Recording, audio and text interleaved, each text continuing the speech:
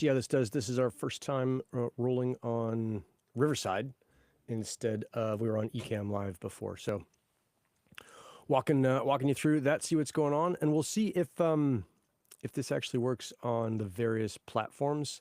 It looks like it should be on YouTube, but it may not. So let me know if you ever see it. Let's see. There's something in the chat. Oh, maybe there's nothing. Okay, so December 31st, 2025. Got a couple things going on. What I thought I would do is cruise through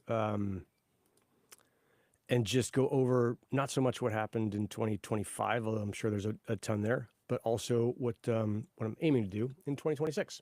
So you may have noticed it would be unlikely because it's rarely visited anymore. At one time, this was the most popular blog in, well, maybe not the most popular blog, but certainly one of the most popular blogs in all of this tiny little project called Helium that I've changed the Gristle King over to a docusource site. So I pulled it off of WordPress. It started its life as a WordPress on another website entirely, and then the Gristle King thing took off in 2020, and I built its own website and did that. So you'll see there's now blogs, tutorials, all that stuff on there. It's pretty standard docusource site, but kind of a cool thing that took me a little bit to do to translate it over.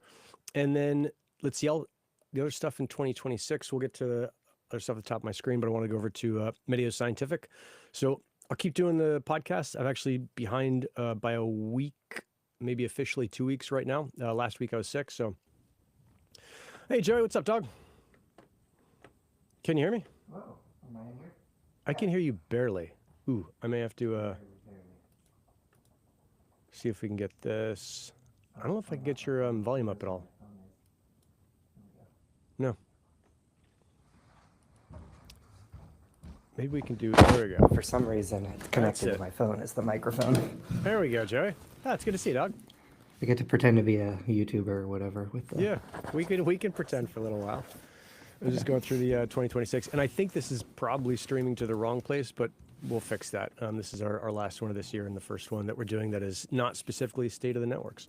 So just going through what I'm aiming to do in 2026. You and I talked a little bit about this in Portugal, is actually using Medio Scientific to do something in LoRaWAN. And rather than do something pretty normal, like figure out how to do water meters or whatever, like stuff that Miroslav is crushing, I'm going to go do this balloon stuff. So there are these things called pico balloons. You can read all about them on various websites. This is probably as good a site as any. I'll see if I can scroll down to a picture of what they look like. But they're little balloons that go up, and they stay up for months to years, and they run on these tiny little solar panels, so they only transmit during the day. And then there's this pretty cool aspect, is that right now they all run on 20 meter, which is 14 megahertz. The ham radio guys are going to make fun of me for not knowing that. But one of the problems with that is that while that can go super long distances and around the world, the transmissions take 2 minutes. And they don't always, they can't put that much information in it. So there's all this shit on like how you set the balloon up. And I thought, Matthew Patrick should get all the blame for this, for getting me into this, or all the credit for getting me into this, I should say. I thought, along with Matthew Patrick's guidance, that it would be pretty cool to do this on a LoRaWAN, because on the Helium LoRaWAN, we've got decent coverage, certainly over the developed world. But these balloons do go down all over the place. So there's not that much coverage in Africa or in Asia, for that matter. And so it would be ultra super cool if this thing could do both LoRaWAN and LoRa and switch back and forth. So it would use LoRaWAN to beam down from the sky to a ground station, to the LoRaWAN network, when it had a connection, and say, like, here's what I've heard. And if it didn't have that, it would switch to LoRa and have a mesh, and there'd be a mesh of balloons up there. And because it's line of sight and the balloons are up at 40 to 60,000 feet, my working idea is that you could significantly extend the range and potentially, with all conditions being perfect, have a global balloon network. Well, that's cool. So would the thinking be that you just go out and release a balloon like every day so that they are like one after another? Yep. And it turns out that Great Odge Actually, I don't know this dude's real name. Like, we've talked for fucking years, but I don't know Right. his name. I'm pretty sure what part of the world he's in. Oh, it's not. This isn't him. Let's see. Where is he? Here he is. Stratasond.org thought of this, at least the LoRaWAN idea, I think about a year before I did. And he's been working on it. You can see his website at stratasond.org. Mm-hmm. And he got the first, let's see if I can find, where's this fucking blog? Hardware. And so one of the things I was thinking was you're going to need specific hardware for this because everything has to be super, super light. God damn it. I can't find where he put his little blog. Maybe it's, I'll take a guess here if it's just blog. Probably not. He's got some pictures of the hardware he had. So the way I attacked it was I'll hire some guys on Upwork to do custom hardware, and we'll set the top limit at 17 grams, and then we'll put a ton more sensors on this thing because LoRaWAN can transmit a pretty dense amount of information compared to Whisper, which is what the ham radio guys use, or APRS. So we can then put on pressure, temperature, humidity, accelerometer, UV light. I think there's one or two others that are in there. And then if those things can uplink every half hour or so, that's a significant upgrade in the data density at the 40 to 60,000 foot level. And I think I can sell that data set to somebody. That's my sounds general cool. plan. Could be totally wrong. Yeah. And then there's other people who've done the same thing. So Yeah. Pico, Sond, if you start looking for like the words Pico and Sond and probably something like balloon, there's all kinds of stuff out there. And there's Oh yeah. this pretty cool project that this guy has done, this Triquito. So you buy a Raspberry Pi Pico, which I have. Beep, beep, beep. Here, I got a bunch of these things, and then I ordered from JLC PCB. Is that right? JLC PCB.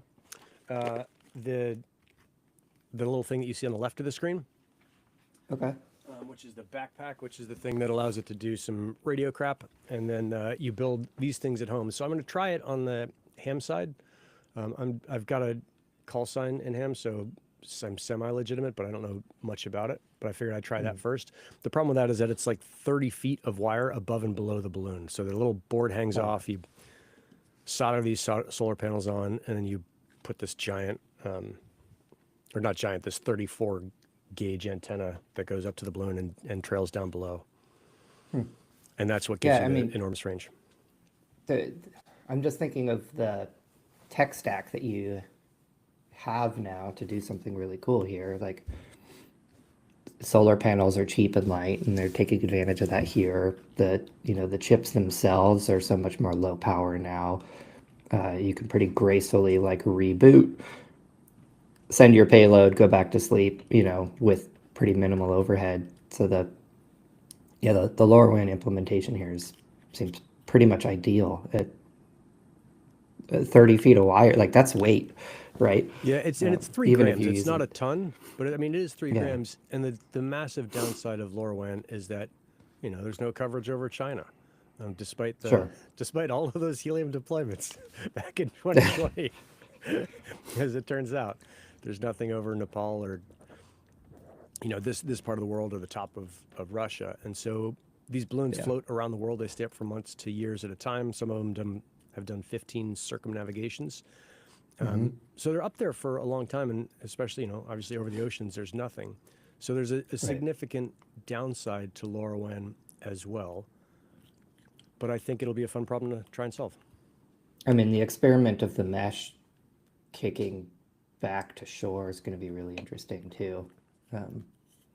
Yeah. There's so many variables, right? Like how high you are, what your curvature is, like how dense you cast those things out. So I don't know. I'm already kind of nerd sniping myself on that one. Like, Yeah, there's all a sorts ton. of and things and to track. Greyouch has gone through some of this. I should have done a better job. I didn't realize this blog was as difficult to find as I'm finding it. Where's it document? Oh, it's docs. Here it is. So he got these things in.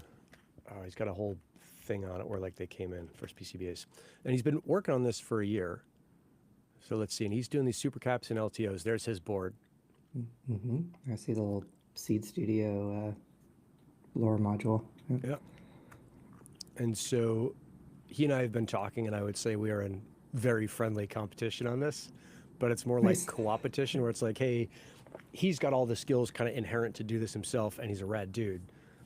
I don't, but I have the skills to kind of put together people who do and go after it commercially, which I think has more motive for me. Or for him, it's like a fun thing. So if something else comes up, he does it. For me, if there's some money behind it, it becomes more interesting. I mean, you've got a lot of really easy optimizations right off the bat. Like when you order those boards from JLC PCB, like you can do them thin. You know, you don't need all that extra fiberglass in there. Yeah. And I think he's done some of that here, but talking to some hardware folks, I've been interviewing people on Upwork for the past week. They saw a couple things like, hey, I think we can do this better. And some of it is like, that's already been tried, but it's, I'm glad you thought of that. And then some of it is going to be like, no, that hasn't been tried. And that's what's so fucking exciting about this thing. Yeah, cool. I mean, like with Gradoge's design here, I like seeing that sensor separation. I don't know, I'm looking at like the 640 and then like right to the left is that little white patch. And I have to imagine like whole sensor package is over there, separated away from all your, Yeah. Yeah, there's cool stuff. And I thought the other thing, let me see if I have my little board design. I do. I don't think we talked about this last time. Did I hold these things up to the camera ever?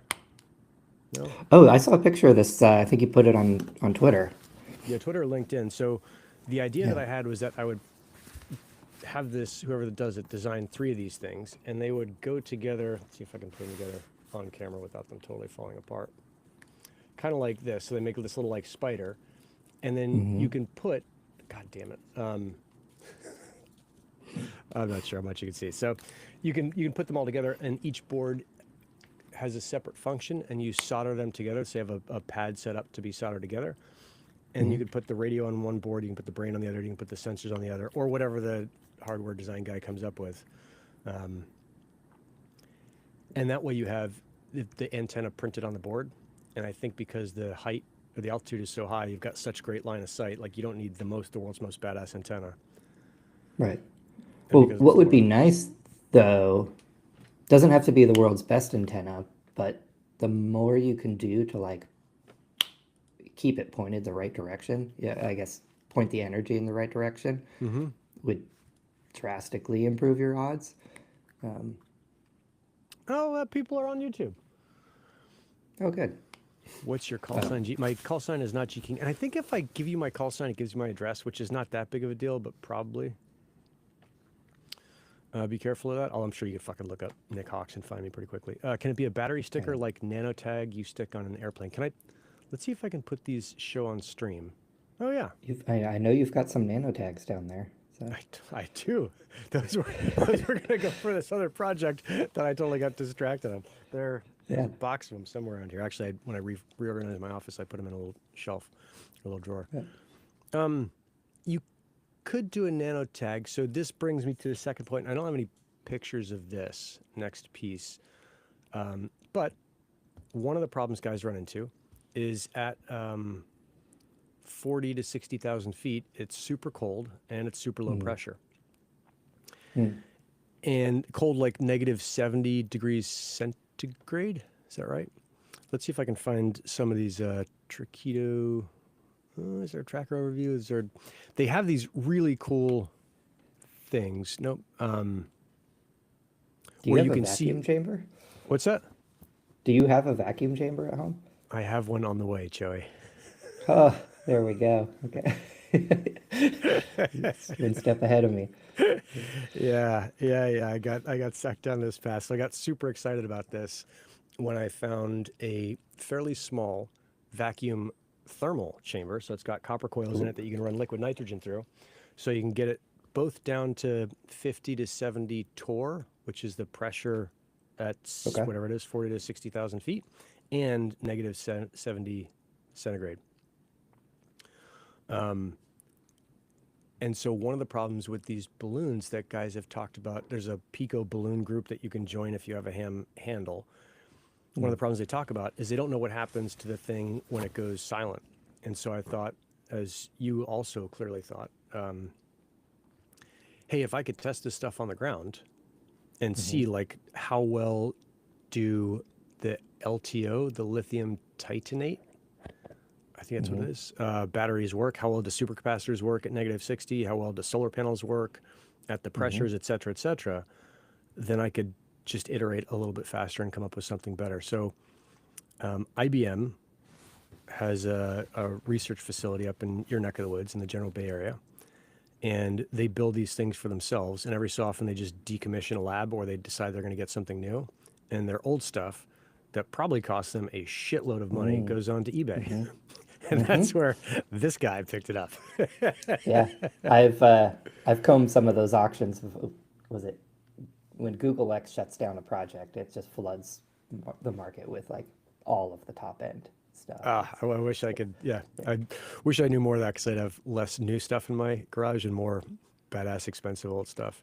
Let's see. At 40,000 feet, do you have to have a tracker so it doesn't take down any planes?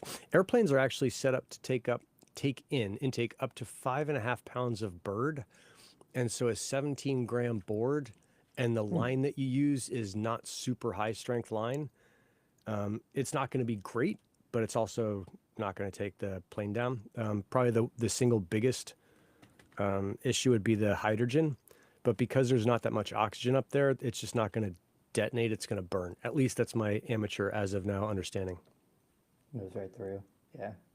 So I mean, I guess the cool thing on the battery topic and the vacuum chamber is you can start, like you've got the things, you can run them, you can measure the decay of the battery over time.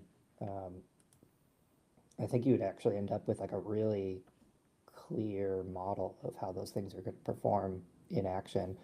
And I guess going back to the other part of it is like if you can launch these things cheap enough, right? You can build the boards. If you can launch the balloon, fill it with helium or hydrogen, I guess, but helium. So helium. So, yeah, quick break. Helium ends up being super expensive and non-renewable. So the hippie side of me says, but it's also ultra safe. So for separate but related project, the Paleotreats balloon to space with Rocky the Unicorn, that will go up and it will be a one-time giant waste of both money and helium.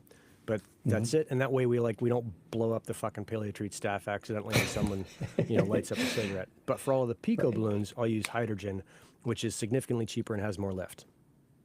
Carry on with your reasoning. Sorry, that's going to send me down another thing around diffusion and everything else. But I guess the trade-off, right? Like depending on the lifespan that you're expecting out of these things, you can forego the solar panels, you can forego the charging and like sort of all that other stuff. So like you drop the capacitors, now you have a battery. So you like decrease your payload, you decrease your gas, requirements. So it's just like, do you want that thing up there for years or do you want it up there for like a month or 10 days or whatever? I mean, this is just my guess. I'm looking for record distances and I'll see if I can pull them up because some of them are super cool. These duration records, let's see what guys have. I mean, classically, we had that Chinese spy balloon, thing, whatever, that we shot out of the sky. That was like a whole-on platform. Yeah, so it turns out what I'm doing is this kind of, fuck around. Here's this cool one. Let's see if I can bring this thing up. If it'll come up. NASA launches these things with an 8,000-pound payload and a balloon so big you could fit a fucking football stadium in it. It's insane. So here's one balloon that went around the world 15 times. Wow. And was aloft for something like a year. So you can see like all their cool little, ping points, and I'm sure each one, if you click on it, there's probably some kind of like, hey, this is what happened. Yeah. But interesting. So each of those little dots, is that a time where it got a payload or like a location off the thing? Yeah, what I would think of as an uplink. Yeah. Yeah. And then they have some super cool graphs. Maybe they're not in here. I've seen some of these red graphs. It shows like the solar angle and the temperature and all the rest of it. Like this is the solar angle. I thought I've seen ones that are. Nope. Yeah, so it's just like it's a super, super cool thing. Yeah. I'm excited to start seeing some balloons up there. And then like we got to throw together a dashboard so you can track all these things. It was like, Do yeah, go ahead. well, do you know what kind of payloads you're going to throw up there? Like, will it have location or, I mean, you at least for Yeah, a yeah, yeah. So first the run. idea that I have, I don't know if I have an easy way to see this. Let's see. I put this thing up on Upwork. Let me see if I can pull the job description out there. View job post without giving away. Yeah, I don't think there's any PII in here. I don't think. Let's see if I can find. Here's the target components. So obviously the radio and the brain, and then pressure and temperature, UV accelerometer, and then figuring out the solar light magnetometer, which I think lets me measure some part of the magnetic fields up at that altitude. And then external temperature, there's a temperature check, there's a lightning sensor, GPS obviously, a little status LED, so when you're on the ground trying to program it, you can do that. And then humidity. And then I think, and I'm going back and forth whether or not I want like a snap off USB-C for programming, so you program it and snap it off to save some weight. Right. Or just like some pogo pins. So you could That's keep what some of the on guys have board. talked Yeah. about. And I wanted to make this, I've got kind of 3 customers in mind. One is the current Pico balloon group. I think in general, they're pretty cost sensitive. And so I imagine a couple of them will buy a couple of these at like $60 per, which I think is the bomb. So maybe I'll sell them for $80 and make, 10 or $20 per unit, something like that. And those guys can figure out anything. Like they're super nerds. But the other 2 groups are the STEM community. So I think if you're a school and for $100 you can buy a professionally designed, world-class, robust, PCB that will work when you launch it, or because all this stuff will be open source, at least that's my plan right now, or you can kind of change it however you want. That's pretty attractive, I think. And then the government. I think there's some government data sets that these guys would be interested in.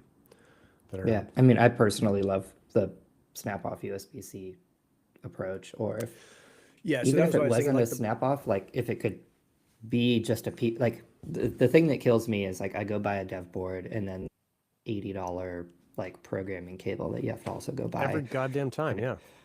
Yeah. So if it could just even like sandwich on with some screws or something, like I don't know what the right method would be there, but It's got to be easy enough that I think, like, when you're up at the university level and you're doing STEM stuff, cool, you can figure everything out. But I want like some 5th grader to look at this and say like, oh, this is complicated, but I can figure it out. yeah.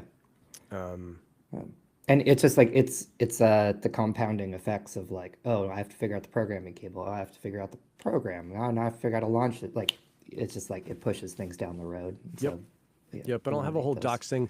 I got Gristle King turned over to a Docusaurus.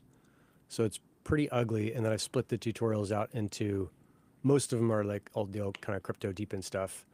And then as there's more that come in, there'll be more tutorials on it, but I'll probably put some tutorials on this piece or on the eventual website that I'll put this particular unit up on, and it'll just be kind of soup to nuts. If all you know how to do is read English, then I'm going to take you to the place where you can launch a balloon in a near space. Yep. Love it. I've got some of this balloon stuff because, of course, Matthew convinced me to load up on it, Yeah. but I've never launched one. So maybe I'll Maybe pick we should one all of get these together for a boards up launch. and ship one. Yeah, oh yeah. Yeah. And then Simon, I don't know if this is my buddy Simon or Simeon on whatever. Would it not make sense to utilize some of the open source CubeSat kits, which already have a lot of this in mind? Yes, it would make sense. And I think that's one thing I thought of is, and I've been reading about some of what they do. Those guys are up a little bit higher, but I think because I ended up with this super professional, like batshit crazy hard vacuum pressure chamber, I can also test stuff that goes into space. And I think there's probably a very small market for testing for other, maybe not NASA because they have their own shit, but other folks who are like me, which is like somewhere between hobbyist and batshit crazy, and saying like, hey, this thing cost me a ton of money. There's no sense for you to spend the same amount, but there'd be a testing fee, and then we can say like, hey, this is what it looks like at negative 9 DC and 250,000 feet. Yeah. I mean, I'd just be fascinated to see if those nanotag batteries inflated like a balloon um, under negative pressure. Well, we'll find out in about a week. Oh, cool. Yeah. Yeah. Be a good update. Yeah. No, I think it's gonna be fun. I'm trying to figure out now. I saw this thing on eBay called a GV2 Pico, and it's a light that I'm sure the whole kit when you buy it is like 20 grand, and this thing is now up for $1,000 on eBay, which is still more than I want to spend. But it simulates perfectly solar light. It's used to simulate solar light, and so you can put. This is me getting geeky on vacuum chambers. Most vacuum chambers don't have a viewing window. Most of the professional ones do. They just have one port that you put a four-way port onto, and then you put the vacuum, the sucker, and then the sensor goes on that port, and then a valve so you can bleed off the vacuum goes on that port. But on the end of it, you could put a sapphire window, which apparently is strong enough to go down to pretty decent pressure or pretty decent vacuum. And so through that sapphire window, you can shine this simulated sun, and then you could test the solar panels and see what they do there. And that's but that is like an extra $3,000 of fucking around because you have the light and then you have the goddamn controller. So I reached out to the GV2 Pico guys and I said, hey, I'm an enthusiast. Do you guys, here's this thing on eBay. I'll see if I can get those guys down on it. Could you guys donate a controller, or could you sell me a controller that's like a scratch and dent so I can have this capability, but I'm not like an academic institution where $3,000 is nothing to me. Mm-hmm. Yeah. Well, yeah, hopefully they take you up on that. Yeah, they'll probably just ignore me. Tis the season for Pretty rad. Yeah. yeah.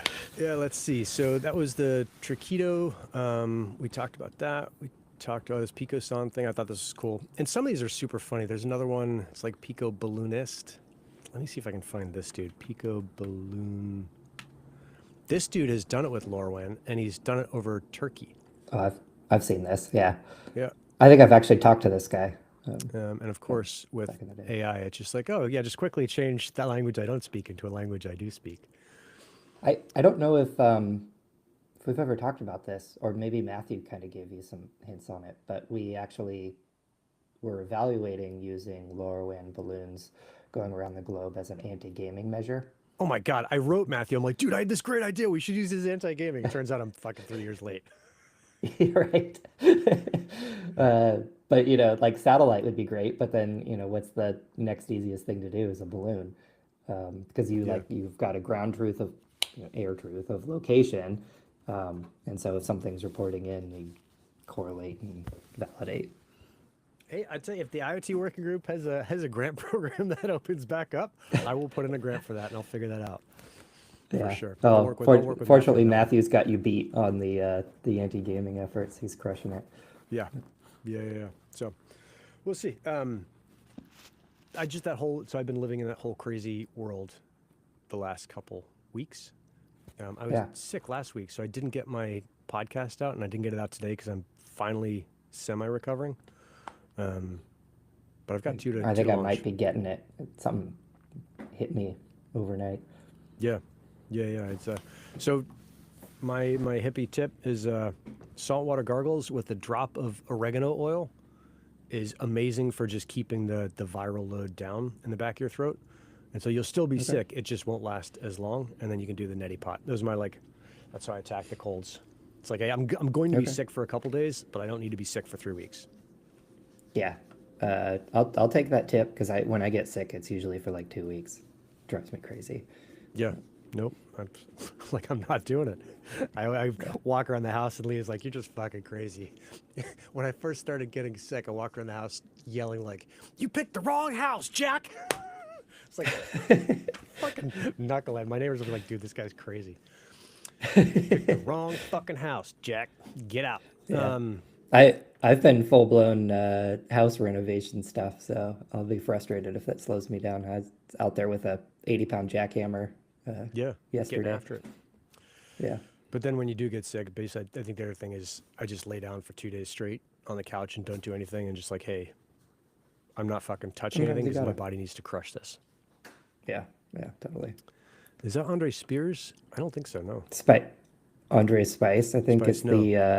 yeah. So No, it's a different guy.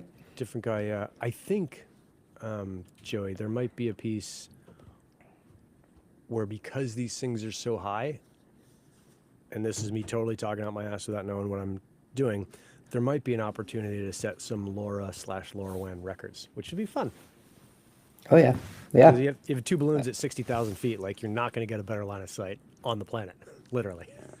Oh, I would not be surprised if you just crush that straight out of the gate. So, I think we'll see.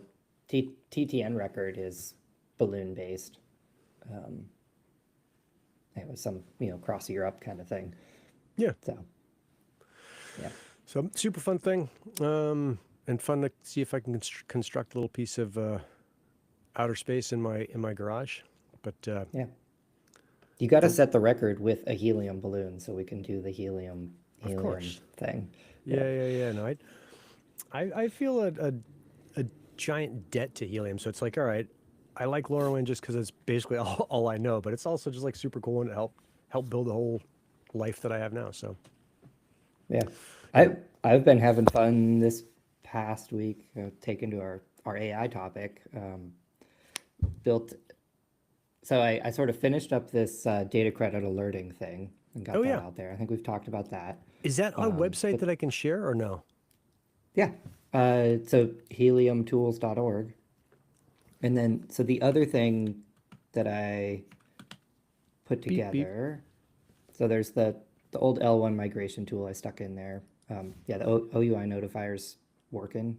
I think I did And this. Yeah. Make it Meta yep, Scientific. Cool. I actually set it now so it like pulls up your existing settings. And so this is the other thing that I've been building is basically a data credit portal for people to go buy data credits. It will not work yet Okay. because, well, you could try it, but it's not going to go because I'm not gonna try it if it's Coinbase not gonna go. denied my request for their on-ramp platform. And Oh, so those I've been cocksuckers. now chatting with Coinbase over the past 24 hours trying to like get that sorted. Fortunately, Abai had some connections, and so I'm talking to the right people. It's good to know the right people. Yeah.